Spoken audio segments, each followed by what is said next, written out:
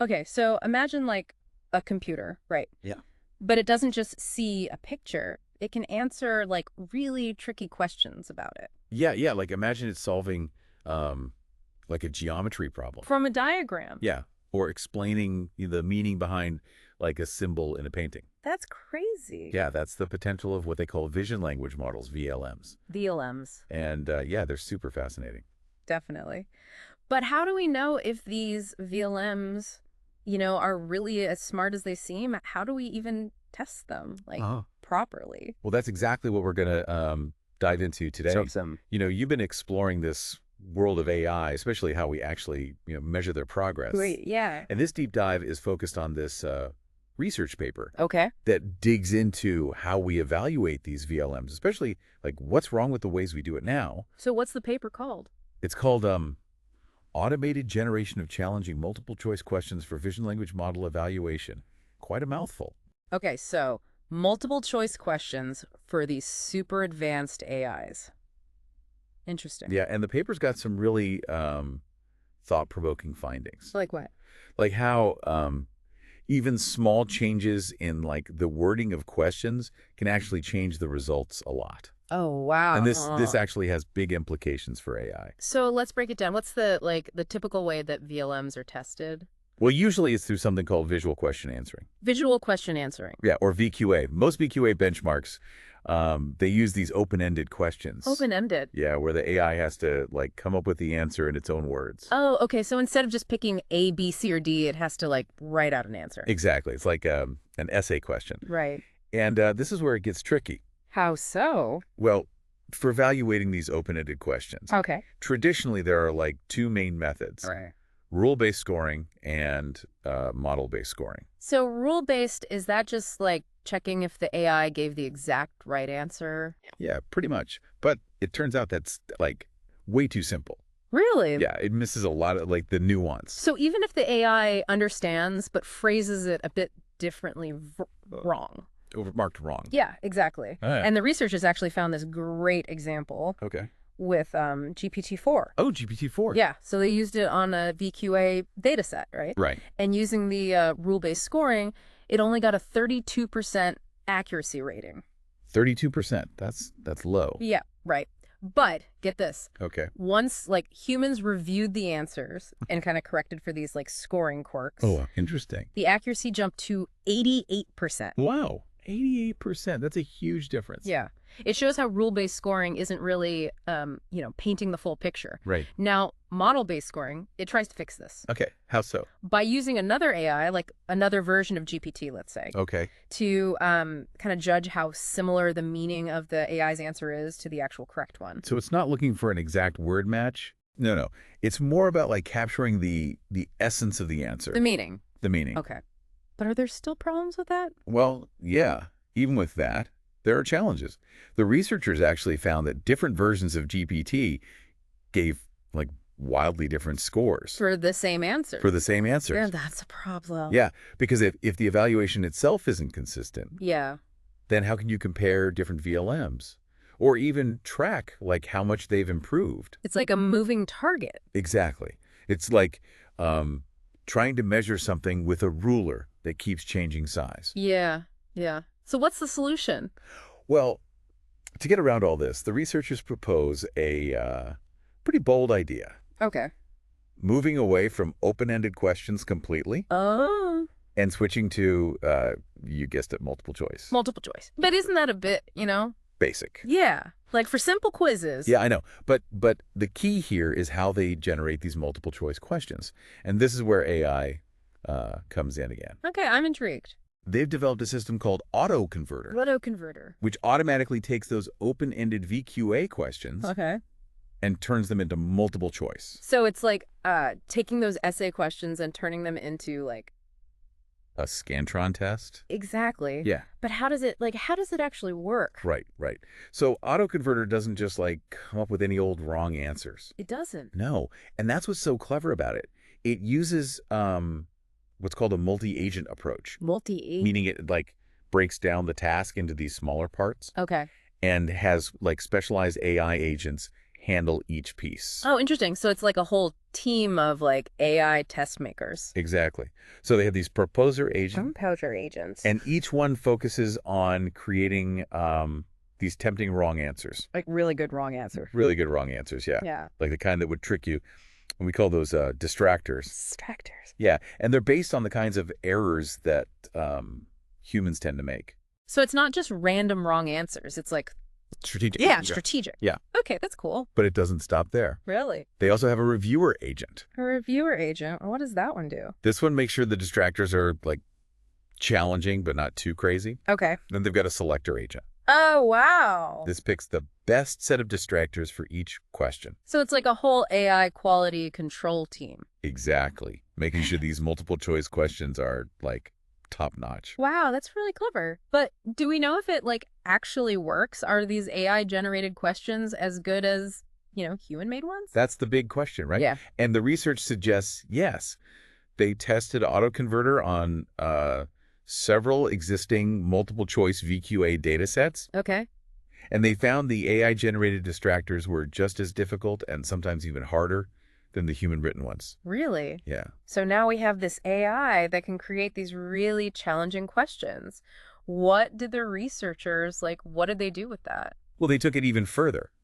They created this whole new benchmark for VLM evaluation. Oh, wow. What's it called? They call it VMCBench. It's like a standardized test for VLMs. VMCBench. Okay, so is it like a giant collection of these multiple choice questions, Yeah. all designed to, test different things that a VLM can do? You got it? Yeah. So VMCBench pulls together 20 different VQA data sets. 20. Yeah, but they've all been transformed into this consistent multiple choice format. Using AutoConverter. Using AutoConverter, exactly. Okay, so instead of all these different data sets with their own quirks. It's got this unified benchmark. Yeah. Makes it Yeah. easier to compare different VLMs and see how things are advancing. Exactly. And VMCBench covers a wide range from basic understanding of images to more complex things like reading text from images, understanding charts and graphs. That's really comprehensive. Yeah, it is. And since they used AutoConverter, we know those questions are tough. Right. Can't be tricked easily. So what did they find when they actually tested VLMs on VMCBench? Did anything interesting come up? Oh, there were some really interesting findings. Like one is that the performance gap between those private models, like GPT-4 Yeah. and open source models, it seems to be shrinking.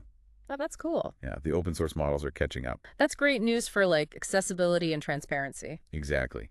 If these powerful models aren't locked away, behind closed doors, then it opens up so many possibilities. Absolutely. Were there any other interesting findings? Yeah, another key takeaway was just how fast this field is moving. Like VLMs are becoming so much more capable and in such a short time. Yeah, it's amazing to see, right? It really feels like the world of AI is constantly changing, with new breakthroughs all the time. It is. And it's what makes these deep dives so exciting. But before we go too far, let's zoom out a bit Okay. and, connect this back to our listener. Why should they care about all of this? Well, the bottom line is, if we want AI that actually helps us, right, we need to be able to measure its progress accurately, understand its limitations. Yeah. And if our evaluation methods are, flawed, we might end up focusing on the wrong things. Right. Like celebrating AI that looks good on paper, but isn't actually that useful. So you are what you measure. Exactly. If we measure the wrong things, we might end up with AI that's great at tests, but not actually good at solving real problems. Right. And this goes beyond VLMs, right? Right. These principles could be applied to all sorts of AI, even, how we assess human intelligence. Oh, that's a big thought. Yeah. Think about standardized tests. What if we started using these AI-generated multiple choice questions for them? Interesting. Could they make those tests more rigorous? Maybe. Or maybe it would create a whole new set of problems. Right. So I guess what we've learned so far is evaluating AI, especially these VLMs, is way more complex than it seems. It is. And maybe using AI to design those evaluations is the key. It's like AI assessing AI. Right. That's pretty mind-blowing. It is. And that's what makes this field so fascinating, right? Yeah. It keeps pushing the boundaries of what's possible. It really does. Yeah. And speaking of pushing boundaries, the findings from VMCBench revealed some really interesting things about how VLMs are actually developing. Like, they discovered these patterns related to the size of the models. Oh, tell me more about that. Well, one key takeaway was that, bigger models generally perform better. This was especially clear within like certain model families, like Vela, Cambrian, Chameleon, DeepSeek, Elevate. So the bigger the model, the better it did on VMCBench. Yeah, generally. Mhm. But it's not always that simple. Right. There are other factors at play, like how the model is designed, the data it was trained on, all that. Right, right. It's like saying a bigger engine usually makes a car faster, but other things matter too. Exactly. And that actually brings us to another interesting finding from VMCBench. It helped uncover some limitations in certain models. Limitations. Oh, I always love that. Tell me more. Well, they specifically looked at two versions of a model called Phi. Phi. Yeah, Phi 3 and Phi 3.5. So naturally, you'd think the newer, bigger version would be better. Right. Newer, bigger, better. Yeah, usually how it goes. But while Phi 3.5 was amazing at certain reasoning tasks, like in the MMU and MathVista datasets, Okay. it actually did worse on things like reading text from images and understanding charts. So it was better at some things, worse at others. Exactly. Not a simple improvement. Right. And this shows why testing these models on lots of different tasks, like they did with VMCBench, is so important. Yeah, if they only looked at, Phi 3.5's performance on those reasoning benchmarks, they might have thought it was just better overall. Yeah, but VMCBench showed a more nuanced picture. Like looking at someone's whole report card, Right. not just their math scores. Exactly. You need the full picture to really understand their strengths and weaknesses. Speaking of strengths and weaknesses, was there anything else VMCBench revealed about like how these VLMs are developing? Well, there was this other fascinating finding that caught my attention. Okay. It had to do with the type of input these VLMs use. Input. Yeah, it's about the difference between continuous feature inputs and discrete tokens. Continuous features and discrete tokens. Can you explain that? So imagine you're describing what you see in a photo, right? Yeah. You could give like a super detailed description of everything. Colors, shapes, textures, Okay. That's kind of like continuous feature inputs, a rich, nuanced stream of information. Okay, I think I get it. What about the discrete tokens? Right. It's more like using a set of like predefined labels or categories. Oh, okay. So instead of saying the dress is this vibrant shade of scarlet, you say the dress is red. Got it. So it's like simplifying the information, breaking it down. Exactly. And for a long time, a lot of VLMs used this technique called VQGAN to convert images into these discrete tokens before processing them. Okay. But it sounds like VMCBench might have like challenged that approach. Yeah, it did. Out of all the models tested, the only one that still relied on these VQGAN tokens was Chameleon. Chameleon. And it underperformed Compared to human. the others that used those continuous features. Uh-huh. Yeah. And some of those were even smaller models. Really? So even though they used less computational power, they still did better. Yeah.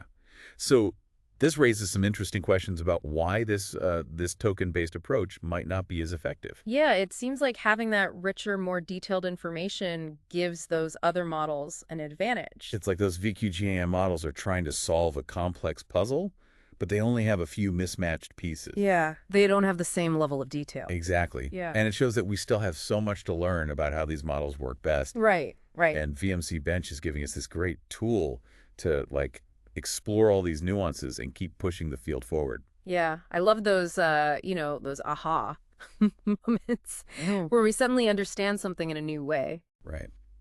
Speaking of aha moments, one thing that stood out to me was just how fast things are progressing. Remember how we were talking about rule-based scoring for those open-ended questions? Yeah, how it often misses the nuances. Yeah, well, the researchers actually pointed out that this might be becoming less of a problem Oh.